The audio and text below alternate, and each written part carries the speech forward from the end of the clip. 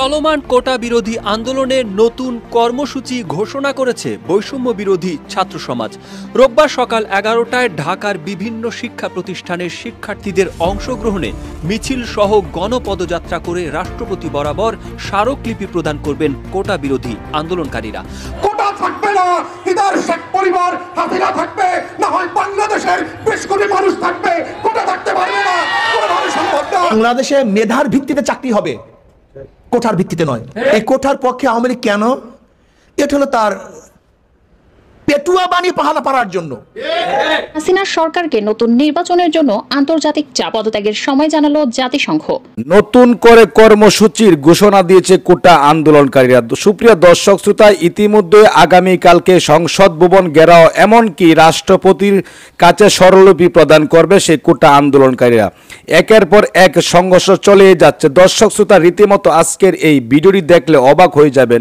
অত্যন্ত গুরুত্বপূর্ণ ভিডিওটি কেউ স্কিপ করে যাবে না। পুলিশের কলিজায় কাঁপন ধরিয়ে দিল শিক্ষার্থীদের পক্ষে এবার ব্যারিস্টার পোহাদের হুঙ্কার। দর্শক, অত্যন্ত গুরুত্বপূর্ণ ভিডিওটি কেউ স্কিপ করে যাবেন না। কে কোন জেলা থেকে আজকে আমাদের এই ভিডিওটি দেখছেন অবশ্যই কমেন্টস করে জানিয়ে দিবেন।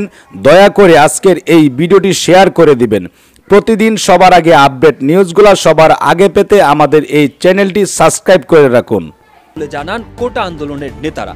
পাশাপাশি আগামী 24 ঘন্টার মধ্যে কোটা আন্দোলনের শিক্ষার্থীদের বিরুদ্ধে করা মামলা প্রত্যাহারের দাবি জানিয়েছেন তারা।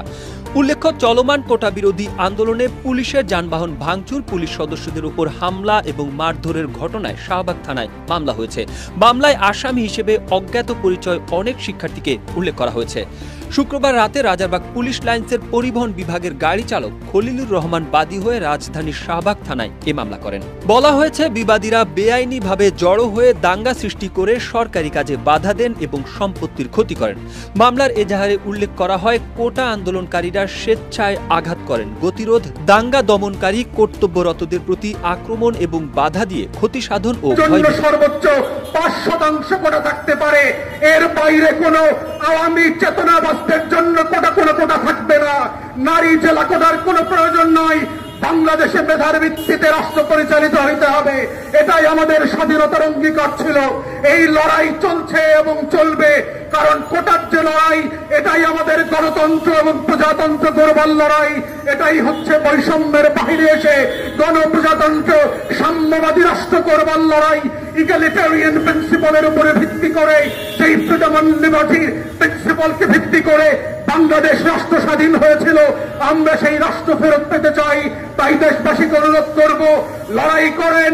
দেশের যে প্রান্তে যেভাবে আছেন, মাঠে নামেন। এই রাষ্ট্র আপনার, এই রাষ্ট্র রিক্সাওয়ালার, সিএনজিওয়ালার, মেঠে মজুর, কৃষকের, পোশাক শিল্প শ্রমিকদের, এই রাষ্ট্র 20 কোটি মানুষের। আওয়ামী লীগ আর শেখ পরিবারকে এই রাষ্ট্র ছাত্রওয়ালা দলিল করে লিখে দেওয়া হয় নাই, কখনো দেওয়া হবে না। অতএব এই রাষ্ট্রের মালিকানা আমরা ফেরত পাইতে চাই এবং এই পাওয়ার লড়াইয়ে আমরা আহ্বান করছি দেশবাসীকে, ছাত্র সমাজকে, যেই যেখানে আছেন লড়াইতে নামেন। আপনার অধিকার আপনাকে কেউ ফেরে দেবে না। প্রজাতন্ত্র গড়বার লড়াইয়ে সামিল হন। বাংলাদেশের স্বাধীনতা, সার্বভৌমত্ব, জাতীয় স্বার্থ রক্ষা করবার যে লড়াই, এটাই হচ্ছে আপনার নাগরিক লড়াই। 196 জন মিলে বেইজিং সফরে গিয়েছে 3 দিনের জন্য। আপনারা যদি কেউ বিমানে চড়ে থাকেন, লম্বা ফ্লাইটের ডলারে পেমেন্ট এবং এটার খরচ বুঝে থাকেন, তেলের পেট্রোলের কত টাকা খরচ হয়, এই 200 লোকের ওখানকার 5 স্টার হোটেলে থাকতে কি পরিমাণ খরচ হয়, প্রত্যেক বেলা খাবার দাবারে কি পরিমাণ খরচ হয়, কয়েকশো কোটি টাকা 3 দিনের জন্য মাসুল দিয়ে শ্রাদ্ধ করে আসছে বেইজিং এ, যার ভিক্ষার ঝুলি হচ্ছে মাত্র $140 মিলিয়ন। এর থেকে বেশি টাকা আমাদের বেনজিরের আছে, মতিউরের আছে, আজিজের আছে। ওই রাঘব বলরা যারা 196 জনের মধ্যে ছিল, ওদের প্রত্যেকের এর থেকে বেশি টাকা ছিল। কিন্তু আমার শ্রমিক ভাই বোনরা যখন আজকে বেতনের জন্য আন্দোলন করছেন, গলা ফাটায় চিৎকার করছেন, ঘরে খাবার নাই, ওষুধ কেনার টাকা নাই, বাসা ভাড়ার টাকা জমে গেছে, ঋণের পর ঋণ জমতে জমতে আজকে আর বকেয়া দেওয়ার মতো অবস্থা নাই। গতকালকে দেখলাম শিশু সন্তানকে হত্যা করেছে খাবারের জন্য অভাবের দায়ে। তখন আমার দেশের অবৈধ দখলদাররা রাঘব পাল, ঘসিদে বেগম, মির্জাফররা 196 জনকে বিমানে করে 2 দিনের শ্রাদ্ধ করতে যায়। সেই বেইজিং থেকে ভিক্ষার ঝুলি নিয়ে বাংলা